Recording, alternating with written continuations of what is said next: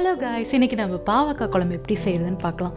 இந்த மாதிரி ஒரு டைமாவது நீங்கள் பாவக்காய் குழம்பு செஞ்சு பாருங்கள். அதுக்கப்புறம் நீங்கள் அடிக்கடி செய்வீங்க, அதுக்கு நான் கேரண்டி. இந்த வீடியோ பிடிச்சிருந்தா லைக் பண்ணுங்கள், ஷேர் பண்ணுங்கள், சப்ஸ்கிரைப் பண்ணுங்கள். வாங்க வீடியோக்குள்ளே போகலாம். இதுக்காக நான் ஒரு பாவக்காய் எடுத்திருக்கேன். அதில் இருக்க சீடெலாம் ரிமூவ் பண்ணி ரவுண்டாக கட் பண்ணி வச்சுருக்கேன். 2 மீடியம் சைஸ் ஆனியன் எடுத்து இந்த மாதிரி சின்னதாக கட் பண்ணிக்கோங்க. 4 பல் பூண்டு, 2 தக்காளி, கொஞ்சம் புளி ஊற வச்சுக்கோங்க. சீரகம் 1 டீஸ்பூன் எடுத்து வச்சுக்கோங்க. வெந்தயம் 1/4 டீஸ்பூன், உளுத்தம் பருப்பு 1 டேபிள் ஸ்பூன் எடுத்து வச்சுக்கோங்க.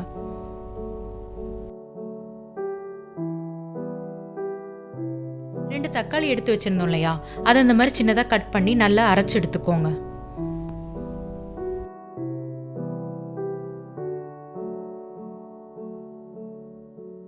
நெக்ஸ்ட் ஒரு பேன் வச்சுக்கோங்க. பேன் ஹீட் ஆனதுக்கப்புறம் 2 டேபிள் ஸ்பூன் ஆயில் ஊற்றிக்கோங்க.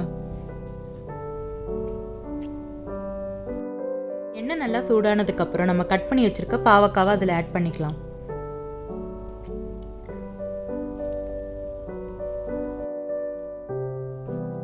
பாவக்காய் போட்ட வாட்டி நல்லா மிக்ஸ் பண்ணி விட்டுருங்க. பாவக்காய் நல்லா வணங்கி வரணும், அது வரைக்குமே கொஞ்சம் டைம் எடுத்துக்கும். சிம்மில் வச்சு நல்லா வணக்கிக்கோங்க. பாவக்காய் நல்லா சாஃப்டாகி ஒரு கலர் சேஞ்ச் ஆகி வரும், அது உங்களுக்கே பார்த்தா தெரியும்.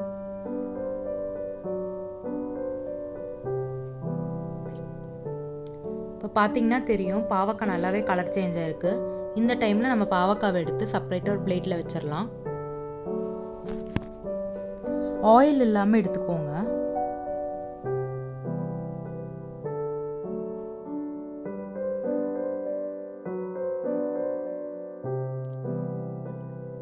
அதே பேனில் கடுகு 1/4 டீஸ்பூன் போட்டு நல்லா பொரிய விட்டுறலாம்.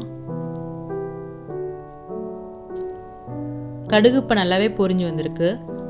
அந்த டைமில் நம்ம எடுத்து வச்சிருக்க உளுந்து, ஜீரகம், வெந்தயம் எல்லாத்தையுமே ஆட் பண்ணிக்கலாம். சிம்மில் வச்சுக்கோங்க, இல்லைன்னா கருகிரும்.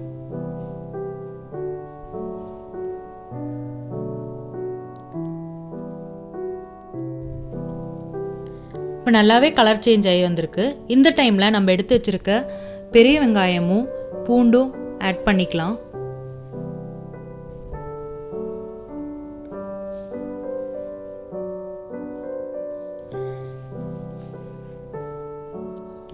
ஆட் பண்ணி நல்லா மிக்ஸ் பண்ணி விட்டுக்கோங்க. வெங்காயம் கொஞ்சம் கலர் சேஞ்ச் ஆகிற வரைக்குமே வெயிட் பண்ணுங்கள்.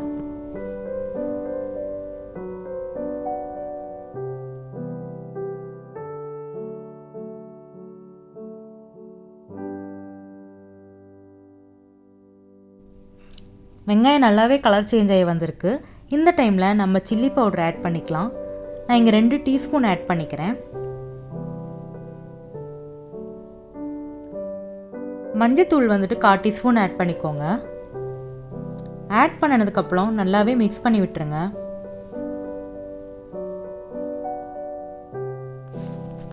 அந்த பச்சை வாடம் போகிற வரைக்கும் நல்லா மிக்ஸ் பண்ணிக்கோங்க.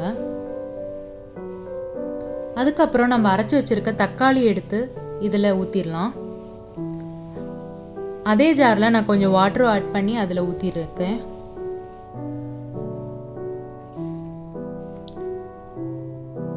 தக்காளியோட பச்சை வாடை போகிற வரைக்கும் நல்லா மிக்ஸ் பண்ணி விட்டுக்கோங்க.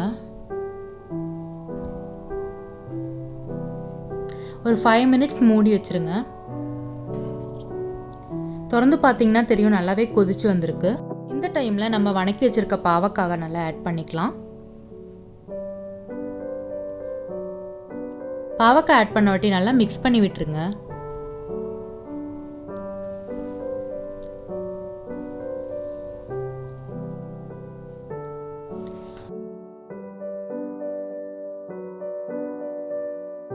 பாவக்காய் நல்லா மிக்ஸ் பண்ண வாட்டி நம்ம கரைச்சி வச்சிருக்க புளியை ஆட் பண்ணிக்கலாம்.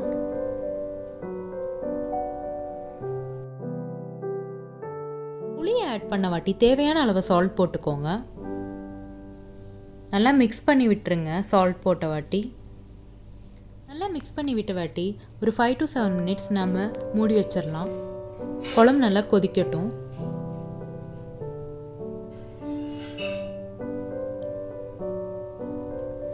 இப்போ நம்ம ஓப்பன் பண்ணி பார்க்கலாம். குழம்பு நல்லாவே கொதிச்சு வந்திருக்கு. இந்த ஒரு டைமில் நான் 1/2 டீஸ்பூன் சுகர் ஆட் பண்ணுறேன். இது வந்துட்டு அந்த உப்பு புளி எல்லாமே பேலன்ஸ் பண்ணுறதுக்கோசரம் தான் நம்ம சுகர் ஆட் பண்ணுறோம். சுகர் ஆட் பண்ண வாட்டி நல்லா கொதிக்கட்டும். இப்போ பார்த்தீங்கனாலே தெரியும் நம்ம டேஸ்டியான பாவக்காய் குழம்பு இங்கே ரெடியாக வந்திருக்கு.